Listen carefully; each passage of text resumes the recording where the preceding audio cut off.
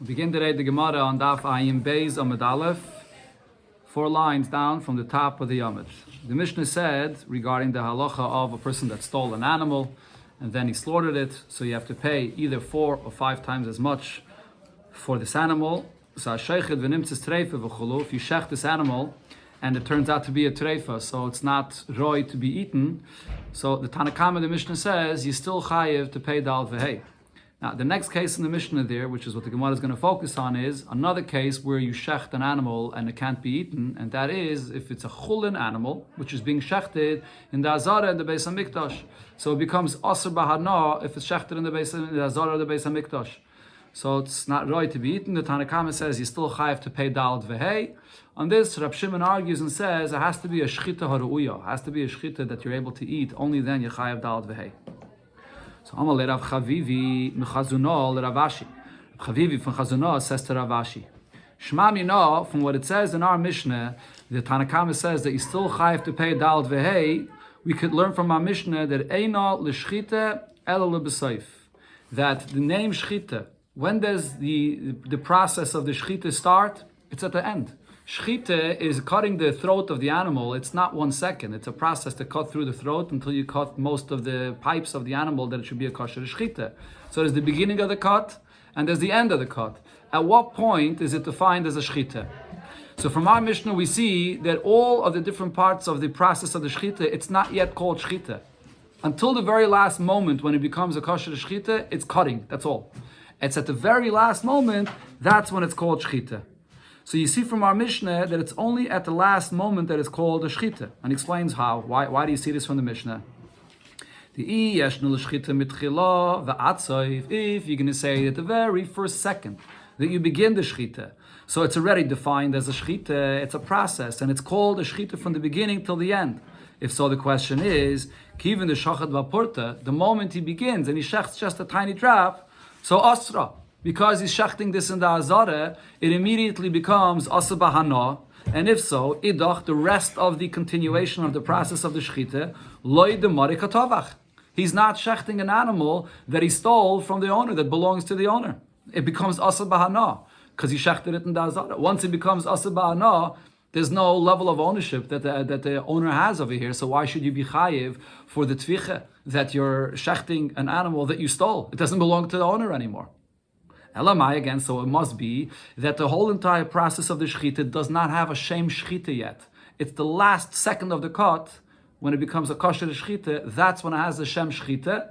So that's when it becomes aser, because of being shechted in the azara, and that's the conclusion of the entire tvicha that you're doing here, to be chayiv for shechting what you stole. So Rav Huna, the son of Rava, says to this raya that Rav Chavivi brought, that no, there's no raya, because I'll tell you, ki kama chayiv, when this person becomes chayiv for shechting an animal that he stole, ahu porte, he's chayiv for that tiny drop, that beginning, right, that first beginning in the cut, where it becomes aser because he shechted chulin in the azara, and it has a shem shchita right in the beginning, and therefore becomes aser ba'ana right in the beginning. But he's also chayiv for the tviche to pay dal dvehei also for that tiny cut that he made right in the beginning. So why do we have to say, how is this approved that we have to say that it only becomes asr in the end, that the shem shchita is only at the end? Rav Ashi says to Rav Huna, no, you're making a mistake. Loi titchi. Don't be deiche, don't refute, don't push off this raya that Rav Chavivi brought. It is a good raya. Why?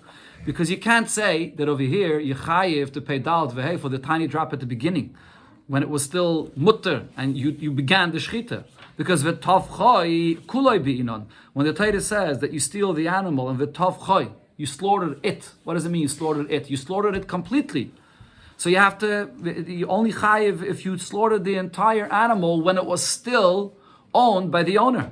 And over here, if you're going to say that from the first second, it has already a shem shchita and therefore becomes asa ba'ana, the first moment of the cut, so then the rest of the cut, it doesn't belong to the animal anymore. You're not shechting the rest of the animal that belongs to him, so there's no chiyuv anymore. So therefore the raya is a good raya. We can prove from our Mishnah that the shechita begins only at the end. And as we'll see soon over here in the Gemara, this was actually a machlokes. So l'chayre here we have a clear Mishnah like this opinion that says that the shechita, the name shechita, only starts at the end.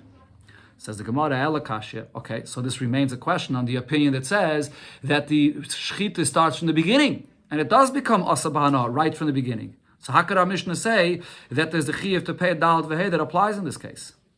Amalei. So Rav Ashi answered, Hachi Amar Rav Gamde Mishmei de Rave. Rav Gamde explained in the name of Rave that according to this opinion, that the name shchita starts from the beginning. You could say that the case of our Mishnah is as follows: He begins to shecht the animal outside of the azara. And when you shech the animal, the main thing is to shech the pipes, the simonim of the animal. So you have to shech roiv of the simonim, of the pipes in the throat of the animal. So you begin shechting, and you already shechted mixas of the simonim before it's brought into the azara. The gomeram bifnim, and you completed it, and you shechted the roiv of the simonim, and the animal was brought into the azara. So if so, it comes out the entire shchita was done with an animal that you stole that still belongs to the original owner. Because the Isser Anah is at the last second when it comes when you bring it into the Azara. So therefore the entire Shchita, the beginning of the Shchita was outside, and then the last second you bring it in, it becomes Asaba Anah, you complete the Shchita, and you're going to be Chayev. Yeah, why not? The animal moves in the animal moves in the middle of the Shchita. If it's possible. Okay. It's possible to be a kosher Shchita. Okay, that was the one version of how this discussion went over here between Rav Chavivi, Rav Ashi, all regarding the Pshat in our Mishnah. But here the Gemara brings the exact same discussion, but it was brought on the source of this machlokes regarding how we define Shchita. There are others that brought this whole discussion regarding the machlokes itself, how we define Shchita. Amar Rav Shimon. Rav Shimon said, or the other gears here is Amar Rav Shimon ben Lakish. Rav Shimon ben Lakish said, Mishum de Rav Levi Saba, in the name of Rav Levi Saba, Ein l'shchita el l'b'seif. The name shchita it's only defined as a shchita at the last moment when the shchita is done, but not the whole process of the shchita is all just cutting until you get to the actual shchita, which is at the end. So Rashi here says that the relevance of this machlok is the way it was originally brought over here. Rav Shimon ben Lakish, as we'll see at Rav Yechanan, is regarding when you shechting kotchim. So if you shecht a behemah, kotchim in the Beis Hamikdash, and you have the wrong thought, you have a thought you're going to eat it out of its place or out of its time. Out of its time it becomes pigul, it passels the carbon. When is it that if you have that machshava, it'll passel the carbon? According to Rav Shimon ben Lakish, it's only if you had that machshava at the last moment of the shchita. If you have that bad machshava at the earlier part of cutting that leads up to the shchita, it's not yet part of the shchita. It's just the process that's leading up to the shchita. Their machshava will not passel. Rav Yechanan says, Yeshna l'shchita mitchila v'atzaif. The definition of shchita is there from the first second to the last second, the entire cutting. It's all part of the shchita. Whatever machshava you have in the entire duration of the shchita, it'll all passel the carbon. So now this, Amar Rav Chavivi, Mechuznol, Rav Ashi. So Rav Chavivi says to Rav Ashi, Leime, Kasav Rav Yechanan, should we say that we must say, according to Rav Yechanan, Chulin, Shenishchatu Ba'azara, that a chulin animal that was shechted inside the azara, lav dairaisa. It must be the fact that it becomes asa b'hana. It's not asa b'hana minatayre. It's only asa b'hana midrabana. Rashi here brings that this is a machlokes in the Gemara in Kiddushin. This isser of an animal that's shechted in the azara, is it asa minatayre or is it asa midrabana? It's a machlokes. So seemingly from Rabbi Yechanan that says that the isser begins from the first moment, you should be able to prove that the isser of the hana is only midrabana. Why is that? So here the Gemara comes back to the same point that we said before regarding the chiyuv in our Mishnah to pay for the tviche when it's all shechted in the azara. If you're going to say that the iser hana that there is when you shecht it in the azara of the Beis Hamikdash, so the iser hana of the animal is menatayre michishachat leporte. So according to Rabbi Yechanan, that says that the name shchita starts from the first second. So when you cut it just a drop, asra, immediately it becomes asra b'hana. If so, idach, the rest of the shchita, when you're shechting, lav the marakatovach. The animal you're shechting is already asra b'hana, doesn't belong to the owner. If so, why should you be chayiv to pay dalad v'hei for the remainder of the shchita? Elamai. So what would be the answer? It must be that Rabbi Yechanan holds that minat Torah, it doesn't become asra b'hana. It only becomes asra midrabanan. So minat Torah, it still belongs to the owner. So therefore, you chayiv to pay dalad v'hei. So the Gemara answers the same answer we said before. Maybe you could say regarding the payment of Daled Vehei that you're chayiv to pay for the very first second of the cut. That's the chiyuv, and so that it's that moment that a taki becomes asaba no, but it's also at that moment that you chayiv for shechting this animal that you stole to pay Daled Vehei. They happen together? Yeah, it's the first porta, the very first second. So the Gemara says, Amalei Ravashi, so Ravashi says, no, loy titche. You cannot refute this raya that the Gemara tried to bring here to say that it would only be the issa of chulim ba'azare would have to be only midrabanan, because v'tavchay kulay be'inan v'leke. As we said before, the Torah says v'tavchay, the chiyuv for shechting an animal that you stole is only if you shechted the entire animal that belongs to the owner, not the porta, not the tiny drop in the beginning. V'leke, in this case, you're not shechting the entire animal of the owner, because it's only the first second that you're shechting an animal that belongs to the owner, but right away it becomes aser bahana, and the rest of it is you have no tvicha on this. So again, the Gemara says, Ella kashya. So this is a question on the opinion that says that the chulin that's aser ba'azara is minatayre, according to the opinion of Rabbi Yochanan, that says that it becomes aser the first second. So he answered him, how could you be chayiv over here, even if you're going to say that it becomes asa b'hanom and atayre? He began shechting the animal, and the whole first chelik of the shechita was all outside the azara. And then the gomram b'fnim, it's only the last second that he brought it into the azara, and it became asa b'hana. So therefore, he's chayiv for the full shechita of shechting an animal that still belonged to the owner, and it also becomes asa b'hana at the very last second. A person stole the animal, and there are two eidim testifying that he stole this animal, and the very same two eidim are also testifying that he either slaughtered it or he sold it. But then these eidim were found to be zaymimin. Eidim zaymimin is when another set of eidim come and say regarding the testimony of the first eidim, imanu vayisem b'makom ploni. How could you testify that you saw that this gneva happened, this tvicha mechira happened in a certain location, if you were with us, both of you were with us in a completely different place that's not there? So then it passes the first eidim, zaymimim.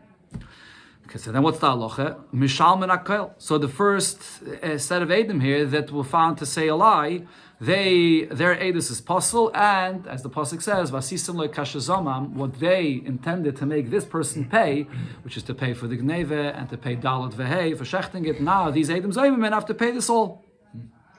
Okay, so now the case over here is, as Rashi says, the Gemara will explain that when the second edim said that the first edus were lying, they said first that you can't testify. You're lying regarding the tvicha mechira. You weren't there at that time and location when you said the tvicha mechira took place. That's the first aspect of the edus that they passled. And afterwards, they passled the other part of the edus that you said that you were there by the gneva. They say you couldn't have been there by the gneva either. Imanu vayisem. That's the seder of how the hazama happened. That's what the Gemara explains. Okay, let's see the next case. This also applies to the next case here. Now, if the case is that there are two different edus over here, Ganav al pishnayim. If there are two edim that come and testify that this person stole the animal, v'tovach u'machar al pishnayim achedim, and then there's another two edim that come and testify that he slaughtered or sold this animal, elu ve'elu nimtzu zaymimin. And now both of these sets of witnesses were found to be zaymimin. So what's the halacha? Harishayne mishalmen tashlumi kefil. The first ones that came to testify that this person stole. So if you steal an animal, what did you want to obligate this person to pay kefil? So they have to pay kefil. The second set of edim that came and said that this person slaughtered or sold it, mishalmen tashlumi gimel, they have to pay the remainder of this kefil, because when you pay dalad vehei, you pay dalad vehei not in addition to the kefil, you pay dalad vehei besides the kefil, meaning that you only pay a total of hay, including the kefil in it. So if it was an ox and you already paid kefil, so now you only have to pay another 3 times as much. Or if it was a seh and you already paid kefil, so you're only paying 4 times as much, so you pay 2 times as much. So over here, the second set of witnesses is going to pay the gimel 3 times as much, which is besides the kefil. Okay, so Rashi here explains regarding this case that it must be that the second group of witnesses that said that he shechted were the ones that were found zaymimin before the first group of Eidim that said that he stole it were found zaymimin. Why? Because the first group of Eidim were pasul, they were found zaymimin already, so you don't know b'chlal that this person stole. So the second group of Eidim falls apart already automatically without them becoming zaymimin. When the second group of Eidim said, we saw that this person shechted. Could be they saw that he shechted, but the animal that he shechted could have just been his. The first group of Eidim that said that he stole was already found to be false. So then whatever the second group of Eidim said, they weren't coming to be Mechayevim Dalad Vehei.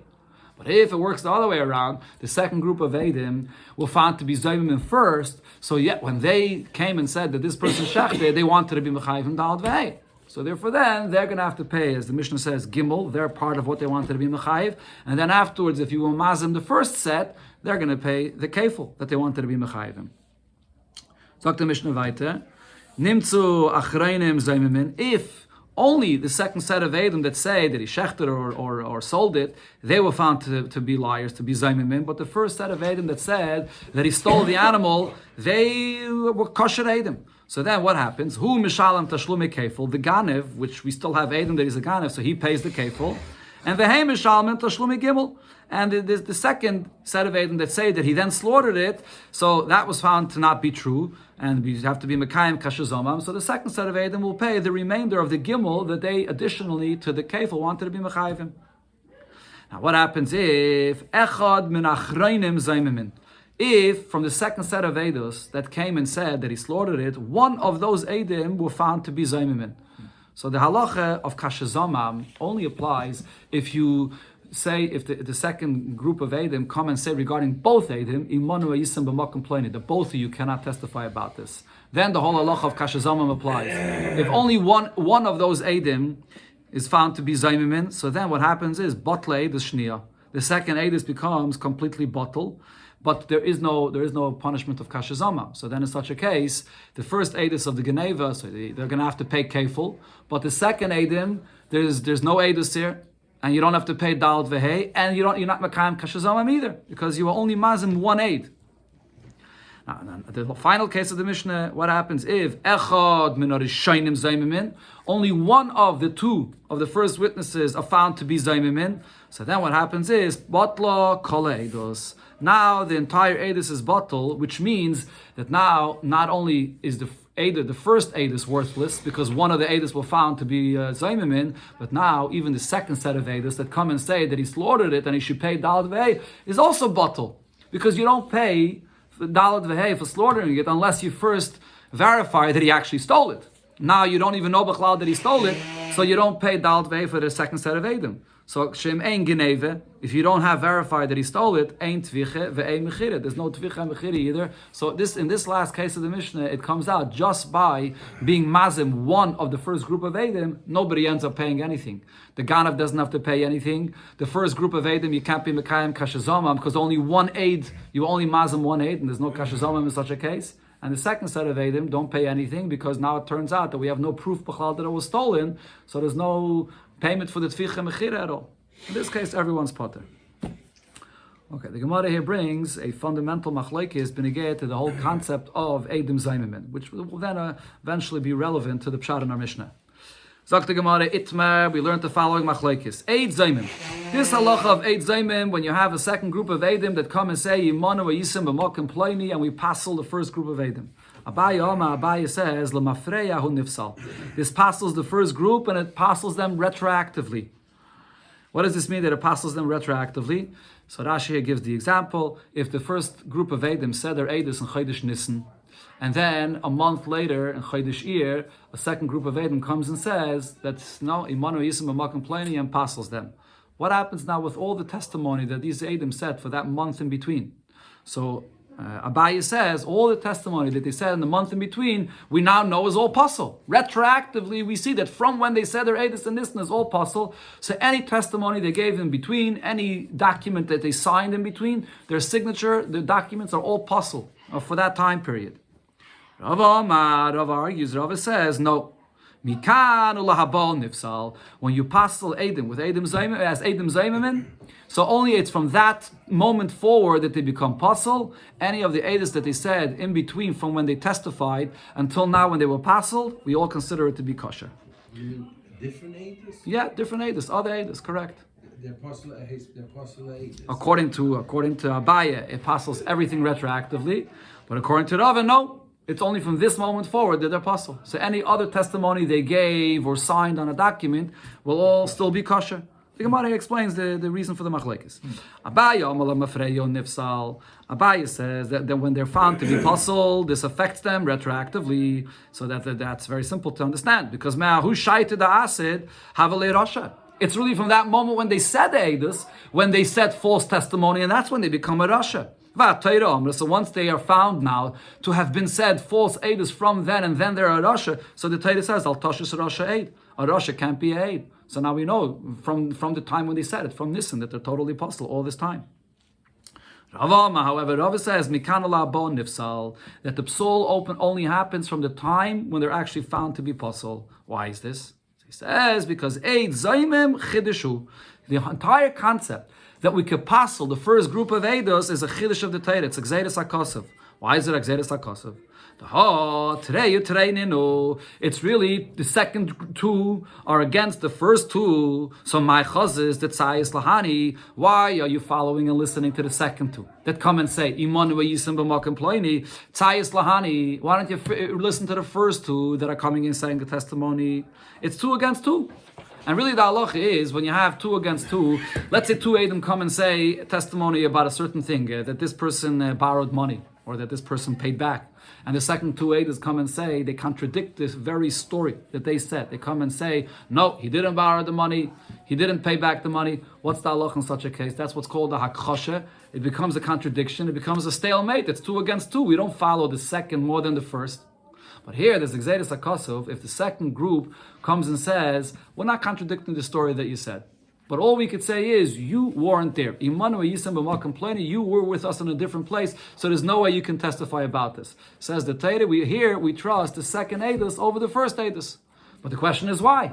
It's 2 against 2. Even in this case, you should trust the first over the second. So therefore, because this whole thing is a chiddush that you trust the second group to passel the first, Hilkach Eilecha Boy Elo Mishas Chiddush Ve'elech.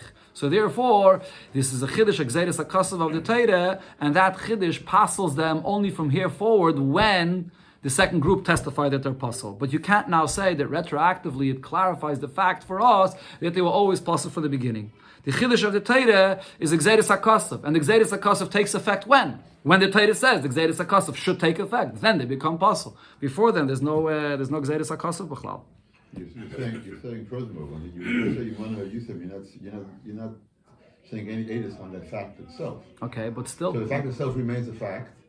No, I'm not asking a question okay. here. I'm just saying when the second edus comes, he's only saying you want to use them. No. So the fact with the first edus could remain a fact, just that you weren't there. Yeah, okay, but if they weren't there, there's no testimony for it, so the whole edus falls apart. Okay. Now, there's a big discussion about this actually in the Rishonim, about the saying of Eid Zaymim Chidushu. There's a famous tour that says about this, that there's a svara, why we believe the second Eid is over the first Eid is. And we'll see soon in the Gemara, a similar svara here. He says that if the second group of Eidim are coming to contradict the actual story that the first Eidim said, so then it's 2 against 2. What happens if a second group of Eidim come and say against the first group, we're not contradicting the story that you said. However, we can testify that you are Pasal Eidus. Why? Because we saw you being Machal Shabbos. And a person that's Machal Shabbos is a Rosh, so you're Pasal Eidus. So there's no reason why not to believe the second group. The second group is just saying about the first group that they're Machal Shabbos or they're Pasal Eidus. Says the Tur, in this case, it's similar. When the second group comes and says, Imanu Yisem B'Makom Ploini, they're not contradicting the facts of the story. All they're saying is, we know that you weren't with us, you were in a different place with us, and therefore you can't say this about this. So therefore he says, there's a svara really why we believe the second group over the first group. Okay, but here the Gemara though says that it's Exeris HaKosav. In the simple pshat of the Gemara, it sounds like that this itself is the machlokes of Abaye v'Rava, whether it's Exeris HaKosav or not. If you think about it, The example of the second group saying that the first group was a Machal Shabbos is not exactly the same like saying Yimanu V'Yisem B'Makom Pleni. Saying that they're a Machal Shabbos is saying something which is completely separate of the actual Eidos that they're saying. The second group is agreeing every detail that you said is totally true. The story is true, the fact that you were there is true, it's all true. But you're Machal Shabbos, so there's a psul on your Eidos. Over here, though, they are saying Yimanu V'Yisem B'Makom Pleni, even though they're not contradicting the story. They're saying maybe the story happens, but they're saying you weren't there, and the first group is saying we were there. So it's more of a direct confrontation here between the first and the second group of Eidos. So you can understand why there's definitely a svara to say that it's Exeris HaKosav that you believe the second group over the first group. But both disqualified. It's not the question of believing them or not. It's just you. Right. You can't talk. Right, but if they're disqualified misafik, what happens is if they're disqualified as a akosha and it's just misafik, we're not going to passel any documents that they signed from before because the whole thing is a suffix. Over here, the Torah is saying that the first group becomes disqualified vadai, that they become completely pasel eidos. That is exeris hakosef, and on that Rava says it's only mikan alaba. Okay, this is one version of the explanation of this machlekes. Ikedamri, there's another version. Rava namika Abayis virule. Really, Rava Menatayra agrees to what Abayis says.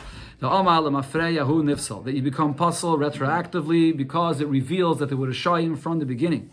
So time of the Rava. Over here, what was the reason that Rava said that they only become puzzle from now going forward? It's a takana midrabanan. Mishum seide de lekuchais. Because the Rabbanan didn't want any buyer that used these Eidim in the time in between to sign a document to not find himself with a document that's puzzle.